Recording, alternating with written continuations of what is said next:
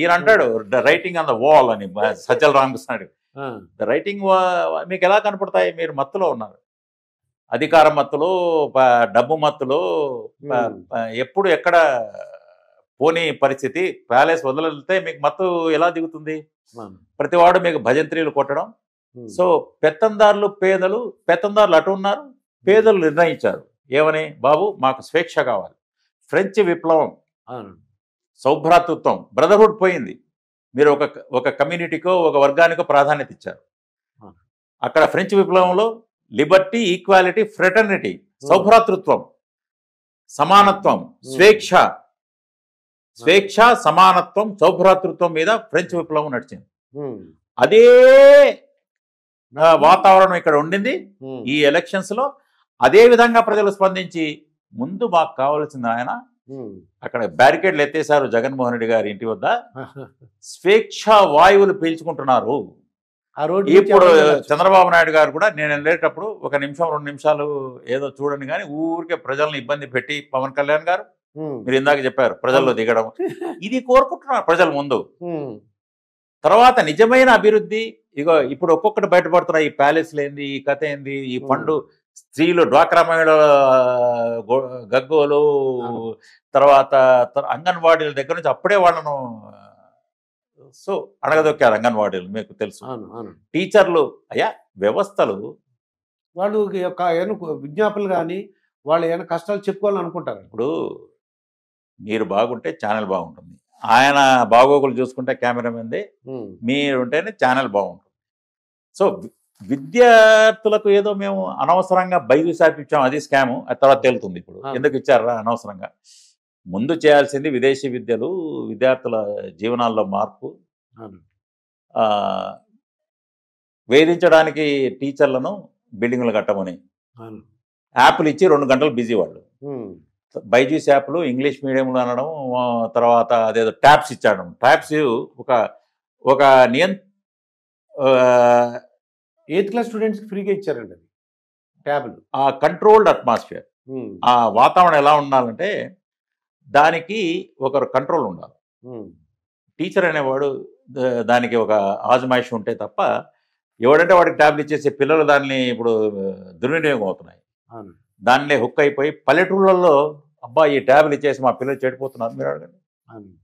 ఏదేదో వాడు adulterated movies కూడా చూస్తున్నారు దాంట్లో. ఎస్, ఏ మూవీస్ కూడా చూస్తున్నారు దాంట్లో. ఒక కుర్రోని అడిగితే ఏమడా అనిమల్ సినిమా చూసామంటే రణబీర్ కపూర్ ఎస్ సార్ చూసాను అంటున్నాడు వాడు. 14 ఏళ్ళు 13 ఏళ్ళు కూడా. I mean this is what. So teacher బాగుంటేనే విద్య బాగుంటుంది.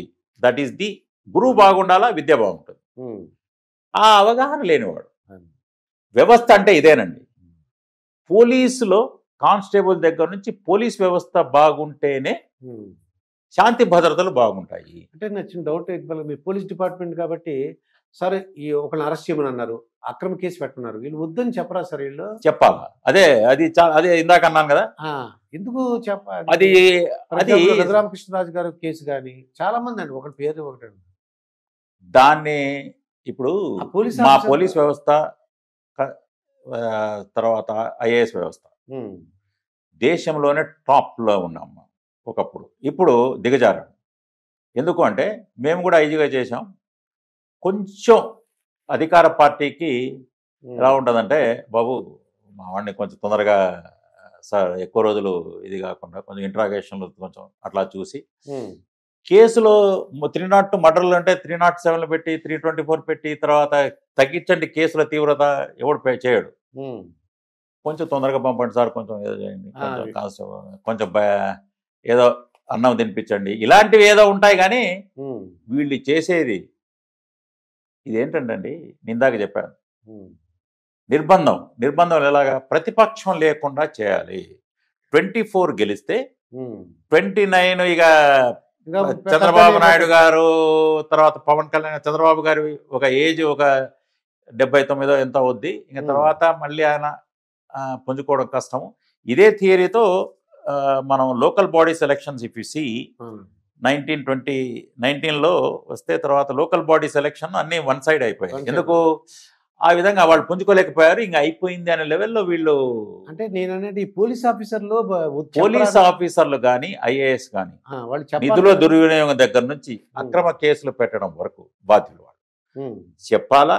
అది వాళ్ళ ధర్మం, వాళ్ళకు ఒక కాండక్ట్ రూల్స్, సర్వీస్ రూల్స్ ఉన్నాయి. అది చేయలేదంటే క్లియర్గా వాళ్ళ మీద వాళ్ళ మీదనే కేసులు పెట్టవచ్చు. ఇప్పుడు అక్రమంగా ఒకరిని కొట్టడం అనేది ఒక పోలీస్ ఆఫీసర్ కొట్టినా, ఇప్పుడు ఎన్కౌంటర్ డెత్స్ అని చెప్తే ఇప్పుడు 302 వాళ్ళ మీద పెట్టడం లేదా? చాలా చోట్ల గుజరాత్ కానివ్వండి, బాంబే కానివ్వండి, ఈయన ఎన్కౌంటర్ స్పెషలిస్ట్ అంటే 302 పెట్టి కోర్టు ఆర్డర్ ఇస్తా ఉంది, యూ బుక్ 302 అగేన్స్ట్ హిమ్. అక్రమంగా ఒకరిని కొడితే సేమ్ 324 సేమ్ ఏ ఐపీసీ సెక్షన్లు నార్మల్ మనిషికి అప్లికబుల్ అవుతాయో అది పోలీస్ అధికారికి కూడా అప్లికబుల్ అవుతాయి, అవ్వాలి కూడా. ఇప్పుడు చెప్పాలి, ఎందుకు చెప్పలే? అప్పుడు సంజయ్ గారు ఎవరు ఉండేవారండి, ఆయన ఇంటెలిజెన్స్ చీఫ్ ఏదో ఉండేది, సిఐడి చీఫ్ అనుకుంటా. ఢిల్లీ వెళ్ళి మీటింగ్ పెట్టాడు సార్ ఆయన. అది ఇది అత్యుత్సాహం. అది చేయకుండా ఉండాలా. ఒక అధికారి అనేవాడు అధికారిగానే ఉండాలి.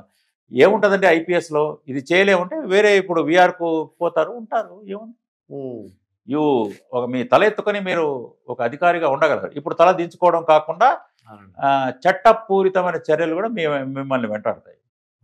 ఎవరో చెప్పారని అది మీరు ఢిల్లీ వెళ్ళిపోయి, హైదరాబాద్ వెళ్ళిపోయి ఎక్కడ పడతారు. ఫోన్ ట్యాపింగ్ ఉంది చూసారా, ఇప్పుడు ఎదుర్కొంటున్నారు కదా కేసీఆర్. మన దగ్గర కూడా ఫోన్ ట్యాపింగ్ మీరు అడగండి. పోయిన 5 సంవత్సరాలు నాలాంటి వాడే నార్మల్ కాల్లో మాట్లాడడం భయం. ప్రతి వాడు వాట్సాప్, నాకు కూడా అనుమానం ఉంది, నా ఫోనే ట్యాప్ చేసి ఉంటారు. సో ఇక్కడ కూడా ఖచ్చితంగా నేను చెప్తాను చూడండి, ఫోన్ ట్యాపింగ్లు జరిగి ఉంటాయి. అక్రమ కేసులు చంద్రబాబు గారు పొంగనూరు, ఇప్పుడు పెద్దిరెడ్డికి పొంగనూరు పోలేని పరిస్థితి ఉంది. మీరు పోకూడదని చెప్పడం, వాళ్లే రాళ్ళు వేసి వీళ్ళ మీద 307 పెట్టాడు చంద్రబాబు గారి మీద. అది బాధితుల మీదనే హత్యాయత్నం కేసు. తర్వాత 2 సంవత్సరాల క్రితం సుబ్బారావు గారు లాంటి వాళ్ళు మంచి ఒక వాళ్ళలో ఏ విధంగానైనా మా రాష్ట్రానికి అబ్రాడ్ నుంచి వచ్చాడని యుఎస్ నుంచి వైఎస్ఆర్ గారే లైక్ చేశారు.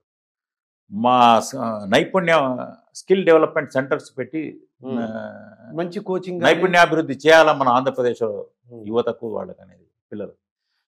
2 సంవత్సరాల క్రితం కేసు పెట్టి స్కిల్ డెవలప్మెంట్ జరిగింది, అన్ని రికార్డ్స్ ఉన్నా కూడా 2 సంవత్సరాల క్రితం వాళ్ళు బెయిల్కి వచ్చారు, ఏదో అక్రమ కేసులు పెట్టారు. యాక్చువల్లీ అప్పుడే చంద్రబాబు గారు మీరు అనుకుంటే అప్పుడే పెట్టింటే అసలు ఏదో నోటీసు కూడా, పోలీస్ నోటీసు 41A అంటారు, అది కూడా అనవసరం ఆ కేసులో. కరెక్ట్గా 3 నెలల ముందు ఎలక్షన్లకు ఇది చూడండి, అది దుర్మార్గపు ఆలోచన. ఏంటంటే ప్రతిపక్షం లేకుండా చేయాలా, దానివల్ల ఏం ఫలితమైంది? పవన్ కళ్యాణ్ గారు ఆయన ఇంకా ఒదిగాడు. 53 రోజులు. అసలు ఇది 2 సంవత్సరాల క్రితము బెయిల్లో ఉన్న కేసు, అధికారులు అందరూ బెయిల్లో ఉన్నారు. చంద్రబాబు గారిని 53 రోజులు ఎందుకు పెట్టారా అంటే సాక్షులను ప్రభావితం చేస్తాడట. అరే 2 సంవత్సరాలు అయిపోయింది బెయిల్లో ఉండి, మిగతాది అందరూ ఒకటి. ఇది కాకపోతే ఇన్సైడర్ ట్రేడింగ్ అనడం, అది కాకపోతే ఆ భూములలో ఇన్సైడర్ ట్రేడింగ్ అనడం, లేకపోతే అమరావతి అలైన్మెంట్ మారుస్తారనడం. అమరావతి వీళ్ళందరూ అటకెక్కిచ్చారు. ఇప్పుడు ఎన్ని కేసులు వస్తాయి మీరు చూడండి. వైజాగ్లో వీళ్లకు అసలు తీసుకుంటే ప్యాలెస్ దగ్గర నుంచి, భూముల దగ్గర నుంచి, అసలు చీఫ్ సెక్రటరీ వరకు కూడా ఆరోపణలు, ధనంజయ రెడ్డి ఆరోపణలు, కడప వాళ్ళు పోయి భూముల ఆరోపణలు, ఇక అందరి మీద భూముల కోసమే వైజాగ్ అనే ఒక ప్రస్తావన తేవడం అనేది మనం చూస్తున్నాం. ఇది ఇక ఎన్ని కావాలి? ఇది ఎన్ని అలైన్మెంట్లు మార్చారు, ఎన్ని ఇది మార్చారు. అసలు 1936లో పెద్దలు చెప్పింది ఏంది? ఒక చోట యూనివర్సిటీ, ఒక చోట మీకు రాజధాని, ఒక చోట న్యాయపరమైన ఇది ఉండాలి. ఎందుకు ఉండాలంటే ప్రాంతీయ వైషమ్యాలు, విభేదాలు రాకుండా ఉండాలనేది శ్రీబాగ్ ఒప్పందం 1936లో వాళ్ళ ఆలోచన తీరు. ఈయన ఆలోచన తీరేంది? ఏ విధంగా మనకు ఎక్కడ వ్యక్తిగతంగా లాభం ఉంటుంది, ఏ విధంగా వీళ్ళ పార్టీ ఆలోచనే అంత. భూములు ఏ విధంగా దొరుకుతాయి, ఏ విధంగా మనం డబ్బు పరంగా ఆర్థికంగా మనం పుంజుకోగలం,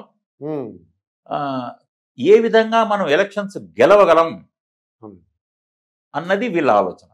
ప్రజలకు మంచి చేయాలి, ప్రజల ఆశీర్వాదం నిజంగా పొందాలి అన్న ఆలోచన కాదు ఇది.